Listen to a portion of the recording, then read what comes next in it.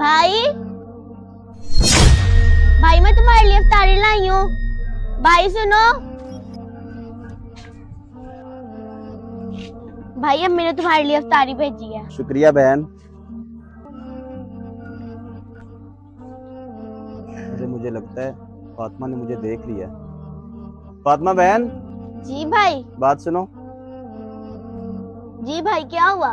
फातिमा बहन, आपने कुछ देखा तो नहीं? नहीं, मैंने तो कुछ नहीं देखा, पर वो अल्लाह सब देख रहा है भाई। भाई जब आप उस अल्लाह से नहीं डरते तो मुझ जैसी छोटी बच्ची से क्यों डर रहे हो भाई? भाई रोजा एक अमानत है और अमानत में खयानत नहीं करते। या रब्बल आलमीन। अगर आपको ये वीडियो अच्छी लगी तो शेयर लाजमी करना।